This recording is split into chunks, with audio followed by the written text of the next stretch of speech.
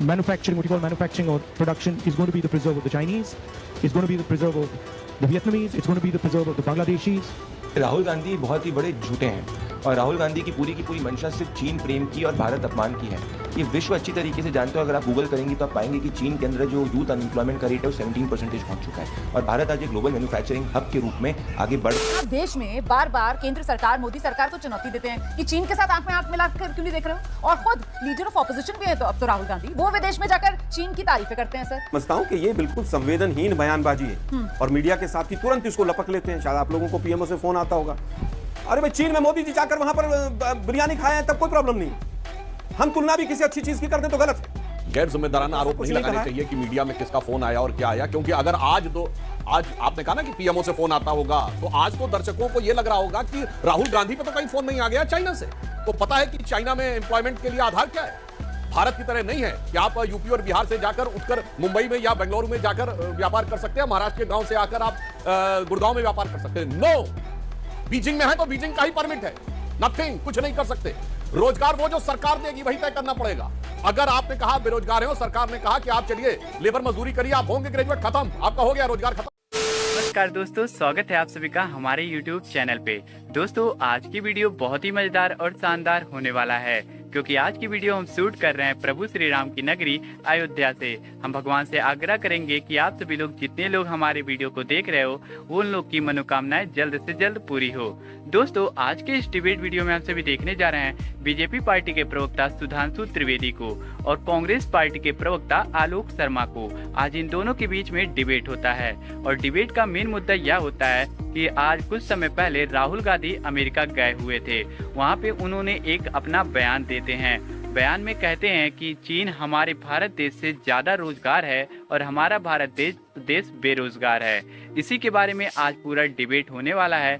तो डिबेट बहुत ही शानदार है, क्योंकि सुधांशु त्रिवेदी ने बहुत ही शानदार तरीके से जवाब दिया है। तो आप लोग शुरू से लेके आखिरी तक पूरा वीडियो देखेगा, तभी आप लोग वीडियो समझ में आएगा। अगर आप लोग हमारे चैनल को सब्सक्राइब नहीं किए हो तो चैनल को सब्सक्राइब कर दीजिएगा। चलिए इस मेन डिबेट को शुरू करके देख लेते हैं। चलो भाई देखो अब मैं क्या करता हूँ। तो ये गालवान और डोकलाम के बाद जब आप यहाँ देश में बार बार केंद्र सरकार, मोदी सरकार को चुनौती देते हैं कि चीन के साथ आंख में आंख मिलाकर क्यों नहीं देख रहे हो, और खुद लीडर ऑफ ऑपोजिशन भी है तो अब तो राहुल गांधी, वो विदेश में जाकर चीन की तारीफें करते हैं। सर तो फिर देश इसको कैसे देखे? देखिए कंपैरिजन होता है कुछ चीज़ों का, तारीफ मान लीजिए, उसको कुछ भी मान लीजिए। अगर उन्होंने स्किल डेवलपमेंट में और जॉब देने में अच्छा काम किया है और कोई चीज़ सीखी जा सकती है तो क्या प्रॉब्लम है उसमें? मतलब अमेरिका की तारीफ कर दें तो मतलब अमेरिका के दुश्मन हो गए हम। मैं समझता हूं कि ये बिल्कुल संवेदनहीन बयानबाजी है और मीडिया के साथ ही तुरंत इसको लपक लेते हैं। शायद आप लोगों को पीएमओ से फोन आता होगा, आप लोगों ने एक भी प्रोमो में मोदी जी का स्टेटमेंट चलाने की हिम्मत है एबीपी न्यूज की, जो 2014 से पहले जन्म लेते थे उनको शर्म आती थी। चाइना को क्लीन चिट मोदी जी ने दी, आप चला सकते हैं उस स्टेटमेंट को? नहीं चला पाएंगे। मैं इसीलिए कह रहा हूं कि चीन में कितनी बार मोदी जी गए, केवल इतना बता दीजिए। आप किसकी गलबहियां ज्यादा हुई, केवल इतना बता दीजिए। अरे भाई जॉब्स और ट्रेनिंग में वो भी सबसे ज्यादा पॉपुलेटेड नेशन है, हम भी मोस्ट पॉपुलेटेड नेशन है, आबादी भी आसपास है दोनों की, अब हम उससे भी ज्यादा आबादी में निकल गए। अगर डिस्कशन में यूनिवर्सिटी में बच्चों के साथ बैठ के स्किल डेवलपमेंट की बात होगी तो ये सब यहाँ पर सांप छछूंदर निकल आएंगे। कोई स्टेटमेंट देगा, कोई स्टेटमेंट देगा। अब गिरिराज सिंह जी कह रहे हैं कि सब पता नहीं क्या क्या बोलते रहते हैं वो, उनके ऊपर तो देशद्रोह का मुकदमा होना जाना चाहिए। अरे भाई आप तो मंत्री हैं गिरिराज जी, आपको किसने रोका? जाके कंप्लेंट कीजिए और देशद्रोह का मुकदमा दर्ज करा दीजिए। ये बुद्धिहीन लोग मंत्रालय में पहुंच गए हैं बिल्कुल। अभी बता था भाई, अभी देखिए आलोक जी ने अपने वक्तव्य में पहले तो एक बात कही, उसे मैं उनके लिए उनकी बात का एहतराम करता हूं। उन्होंने कहा कि किसने गड़बड़ियां ज्यादा की, यानी उस आरोप लगाने की प्रक्रिया में उनकी ये परोक्ष स्वीकारोक्ति है कि ये गड़बड़ी है जो राहुल गांधी जी ने बोला। दूसरा, मुझे लगता है कांग्रेस के प्रवक्ताओं को इस प्रकार की डिबेट्स में इस ढंग के गैर जिम्मेदाराना आरोप नहीं लगाने चाहिए कि मीडिया में किसका फोन आया और क्या आया, क्योंकि अगर आज आपने कहा ना कि पीएमओ से फोन आता होगा तो आज तो दर्शकों को यह लग रहा होगा कि राहुल गांधी पे तो कहीं फोन नहीं आ गया चाइना। ये बड़ी अच्छी बात कही आपसे। आज संदेह तो ये खड़ा होने की संभावना दिख रही है और आप लोग वाली आक्रामकता नजर आ रहे हैं। और यहां पर मैं कहना चाहूंगा, देखिए शायद राहुल गांधी जी सबसे ज्यादा बाहर घूमने वाले नेताओं में से एक हैं, पर दर्शकों के सुलभ संज्ञान के लिए बता दूं, एब्सर्ड, इलॉजिकल और वाहियात तुलनाएं नहीं करनी चाहिए। आपको पता है कि चाइना में एम्प्लॉयमेंट के लिए आधार क्या है? भारत की तरह नहीं है कि आप यूपी और बिहार से जाकर उठकर मुंबई में या बेंगलुरु में जाकर व्यापार कर सकते हैं, महाराष्ट्र के गांव से आकर आप गुड़गांव में व्यापार कर सकते हैं। नो, बीजिंग में है तो बीजिंग का ही परमिट है, नथिंग, कुछ नहीं कर सकते। रोजगार वो जो सरकार देगी वही तय करना पड़ेगा। अगर आपने कहा बेरोजगार है और सरकार ने कहा कि आप चलिए लेबर मजदूरी करिए, आप होंगे ग्रेजुएट, खत्म, आपका हो गया, रोजगार खत्म हो गया। मुझे लगता है इस ढंग के एब्सर्ड बातें नहीं करनी चाहिए और शायद लेटेस्ट जानकारी इन्होंने नहीं ली है। चाइनीज इकोनॉमी पिछले लगातार 3 बार से रिसेशन में है।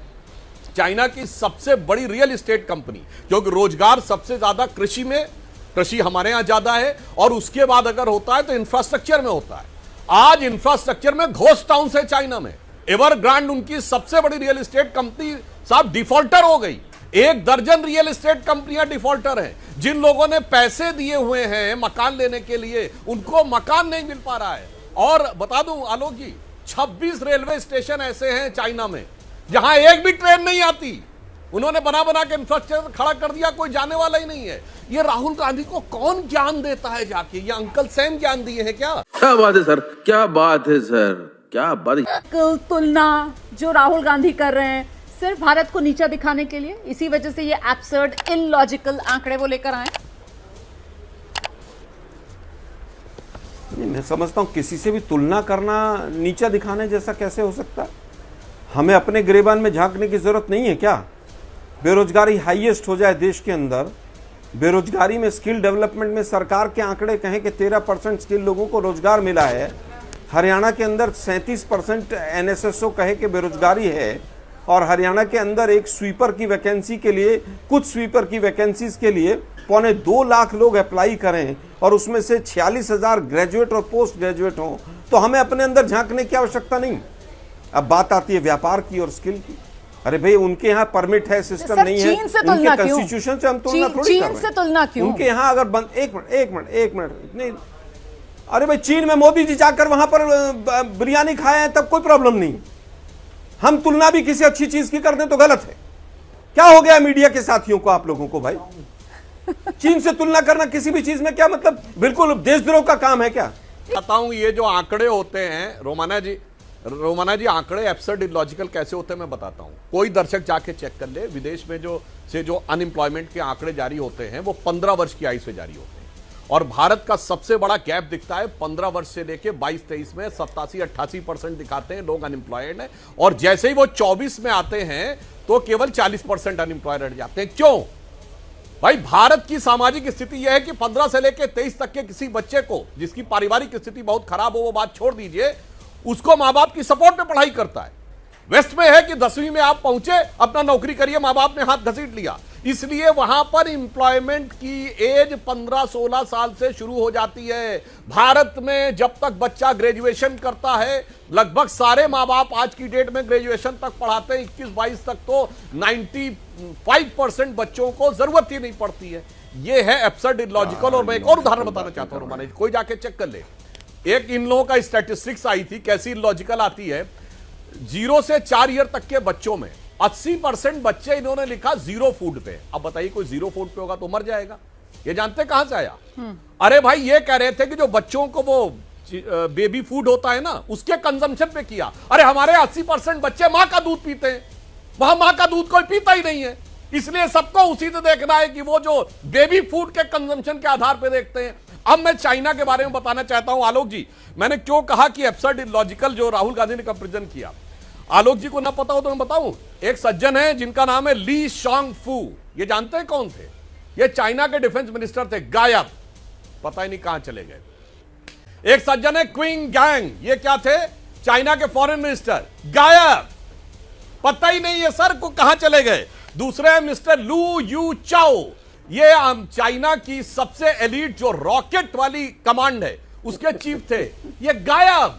और सुनिए, तो आपको पता होगा सबसे बड़ी कंपनी अलीबाबा है, जिसके की जैक मा $29.8 बिलियन का आईपीओ ला रहे थे, गायब। सर, जिस देश में फॉरेन मिनिस्टर गायब, जिसमें डिफेंस मिनिस्टर गायब, और जहां पे आर्मी का सबसे बड़ा जनरल गायब हो जाए, और मैं दर्शकों से कहता हूं जाके देखो, जो रेटिंग निकलती है उसमें मीडिया की स्वतंत्रता में चीन हमसे ऊपर है। जहां की पिछली प्लेनेम जो चाइना की हुई तो हु जिनताओ की बाहर आने के अलावा एक रिपोर्टिंग नहीं है चाइना में। और उसके बाद जब आके साहब आप लोग हंसते हैं तो लोगों को लगता है, जब कांग्रेस पार्टी ये बोलती है ये चीन से हुए करार का प्यार है या राजीव गांधी फाउंडेशन को मिले हुए उपहार का इकरार है, जो हमेशा भारत के बारे में तकरार है और सिर्फ चीन के बारे में ही, पहले भी बोल चुके हैं चीन के बारे में, ऐसा नहीं है कि पहले भी बोल चुके हैं, तो या तो वो अज्ञानी है या बहुत खतरनाक डिजाइन का पार्ट बन रहे हैं। कि दुनिया की सबसे बड़ी आर्मी का जनरल गायब हो जाए, डिफेंस मिनिस्टर गायब हो जाए, और कह रहे हैं गाड़ियां पलट जाती हैं, मतलब Vikas Dubey is equivalent to mister Li Shangfu, defence minister of China. अरे भैया, राहुल गांधी को डिफेंड करने में कुछ तो शर्म करिए मेरे भाई। और आप मीडिया की बात करते हैं, मीडिया रैंकिंग में हमको अफगानिस्तान से पीछे रखा है, जहां पर कि वो AK-47 लिए हुए खड़े थे और सारी महिला एंकर को हटा दिया था। रोमाना जी जैसे लोग वहां एंकरिंग नहीं कर सकते थे, और आप उसके ऊपर कर रहे हैं। गजब बेइज्जती है। दोस्तों, हमारा ये वीडियो यहीं पे खत्म हो चुका है। अगर आप सभी को ये वीडियो पसंद आया है तो वीडियो को लाइक कर दीजिएगा और चैनल को सब्सक्राइब कर लीजिएगा ऐसी और भी वीडियो देखने के लिए। दोस्तों, अगर आप सभी को राहुल गांधी के बारे में कुछ कहना है, अगर आप लोग कोई राय रखना चाहते हो राहुल गांधी के बारे में, तो आप लोग अपनी राय हमें कमेंट बॉक्स में जरूर बताइएगा। और इस वीडियो को आप सभी लोग अपने दोस्तों और अपने परिवारजनों के पास ज़्यादा से ज़्यादा शेयर कर दीजिएगा, जिससे ज़्यादा से ज़्यादा लोगों तक ये वीडियो जाए और ज़्यादा से ज़्यादा लोग इस वीडियो को देख सकें। हम प्रभु श्री रामचंद्र से आग्रह करेंगे कि जितने लोग भी वीडियो को देखे हो, सभी की मनोकामनाएं पूरी हों और सभी लोग आगे बढ़ते रहें। जय श्री राम। दोस्तों, मिलते हैं नए और शानदार वीडियो के साथ। तब तक के लिए आप लोग हमारे चैनल को सब्सक्राइब कर लीजिएगा, क्योंकि आप लोग चैनल को सब्सक्राइब करोगे तो ऐसी डिबेट वीडियो आप सभी को हमेशा देखने को मिलती रहेगी। अभी हम आप लोग से विदा लेते हैं, तब तक के लिए आप सभी लोग अपना ध्यान रखिएगा। जय हिंद, जय भारत, वंदे मातरम।